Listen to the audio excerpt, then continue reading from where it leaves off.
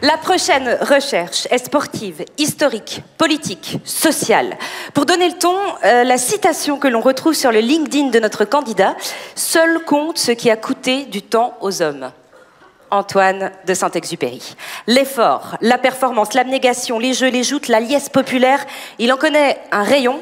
Et tout comme un certain Pierre de Coubertin, il est tombé sous le charme des rives du Léman. Il a écrit sa thèse sous la houlette de l'université de Lausanne et Paris 1 Panthéon-Sorbonne avec les professeurs Patrick Clastres et Emmanuel Bélanger. Sa recherche, le Comité national des sports et le Comité olympique français de 1908 à 1952, une histoire institutionnelle, sociale et politique.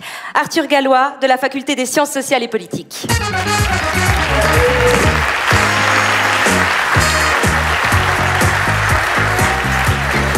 Arthur, c'est un grand jour ce soir, aujourd'hui. Et pour une raison un peu particulière, c'est que c'est l'anniversaire de mon papa qui est dans la salle ce soir, donc... Papa... Joyeux anniversaire.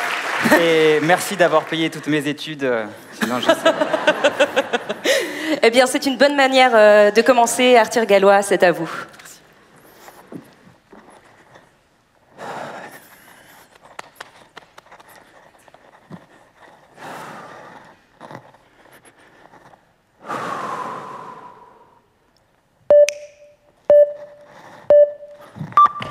À ma thèse en 180 secondes, comme aux Jeux Olympiques, on dit que l'important c'est de...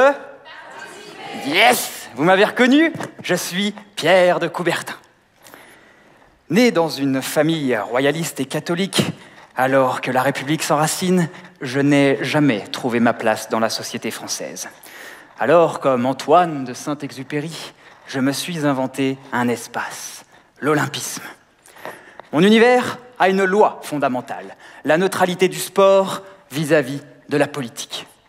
Je me suis ainsi efforcé de construire un modèle en marge des États-nations.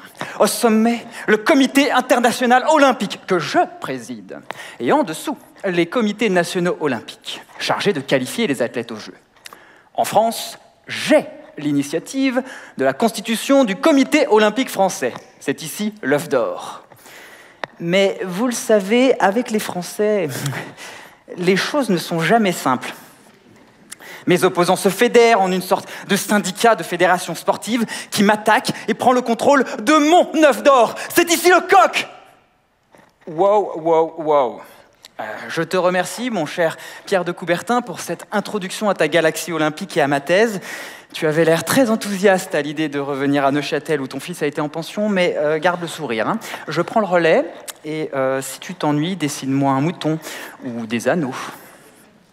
En tant que chercheur en histoire du sport entre l'Université de Lausanne et l'Université de Paris, ma thèse s'intéresse à la relation entre ce coq et son œuf d'or, de 1908, date de la naissance du coq, à 1952, un moment de divorce. Pour mener cette enquête, il faut désenchanter l'univers de Pierre de Coubertin et démasquer les dirigeants qui se cachent derrière la neutralité olympique, la neutralité des anneaux. Ma méthode est celle du croisement des sources, qui peuvent être des archives de type correspondance, procès-verbaux, ou bien de la presse sportive et généraliste, ou encore la littérature existante. L'important pour l'historien, c'est toujours de retrouver les présents du passé. Vous l'avez.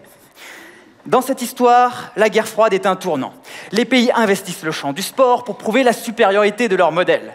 Les héritiers de Pierre de Coubertin au Comité international olympique sont obligés de rappeler la prétendue indépendance du sport vis-à-vis des pouvoirs publics. Ils demandent donc au Comité olympique français de se séparer du Comité national des sports. En d'autres termes, en 1952, l'œuf se libère du coq. Il en résulte une dispersion du pouvoir sportif, plus personne ne prend les bonnes décisions et les Jeux olympiques de Rome 1960 sont une catastrophe pour la France. Il faudra le réformisme du général de Gaulle pour forcer la réunion consanguine d'un œuf et de son coq et permettre au sport français de chanter plus haut, plus loin, plus fort, Cocorico!